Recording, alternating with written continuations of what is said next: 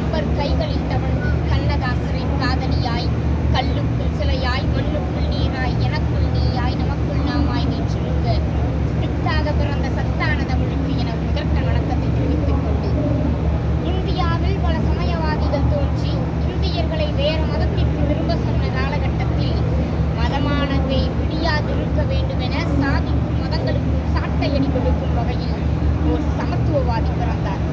அவர் மூடியிருந்த பழக்க வழக்கங்களுக்கெல்லாம் முடிவுரை எழுதும் வகையில் பிறந்தார் என்றால் அது வள்ளலார் தான். அது மிகையாகாதல்லவா? இரண்டு தோழமைகளே, பெரியாரால் மனிதர் என்று போற்றப்பட்டவர் நம் வள்ளலார் அவர்கள். சங்கதமிழ் கொஞ்சி வர சந்தனதை கொஞ்சி வர சன்மார்க்கம் சொல்ல வந்த வள்ளலார். அவர் சங்கம் வைத்து சாலையோரம் சபை நடத்தி சாதனைகள் பல படைத்த வள்ளலார். நாட்டில் உள்ள சாதி கோயில் அனைத்தையுமே ஜோதி கோயில் ஆக்கிடவே பிறந்தார் அல்லவா வள்ளலார். வள்ளலாரின் முன் ஒரு கருத்து வைக்கப்பட்டது. மற்ற துறவிகள் எல்லாம் காவியில் இருக்க நீர் மட்டும் வெள்ளுடை அணிவது ஏன் என்ற கேள்வி. ஏன்? எனக்கும் அந்த கேள்வி எழுந்தது. அதற்கு வள்ளலாரின் பதில் யாது தெரியுமா? என்று தோழமைகளே, நானோ கருணையினும் கருவி கொண்டு ஆசைகளை வென்றுவிட்டேன், ஆதலால் வெற்றியின் நிறமான வெள்ளுடையை அணிகிறேன் என்றார். நாமும் அவர் சொன்னபடி வெற்றியின் நிறமான வெள்ளுடையை அணிவோம் அனைத்து துறைகளிலும் கூறி நம் வள்ளலாரினுடைய முக்கிய நோக்கம் பசியோடு இருக்கும் முகத்தை கண்டு திரும்பாதே என்பதுதான். ஏன் நம்ம அவ்வளவு தூரம் போக வேண்டும்?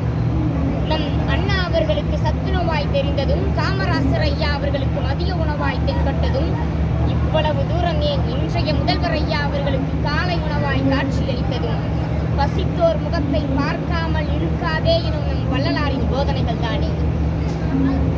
எது சைவம் எது அசைவம் என்றால் வள்ளலாரின் பதில், சாலையில் அடிபட்டு கிடக்கும் ஆட்டுக்குட்டியை பார்த்து வாய்களில் நீர் ஊறினால் அது அசைவம், அதே கண்களில் நீர் ஊறினால் அது சைவம் என்கிறார். துன்புற்ற உயிரினங்களை பார்த்த போதெல்லாம் கண்களில் நீர் வற்றி நின்றவர் நம் வள்ளலார் அவர்கள். இது போதாதா வள்ளலார் மனிதநேயவாதி என்பதற்கான சான்று என கூறி என் அன்பு தோழமைகளே, காலம் உள்ளவரை வள்ளலாரினுடைய புகழ் மனக்கட்டும். வாழ்க பாரதம், வளர்க வள்ளலார் புகழ். நன்றி.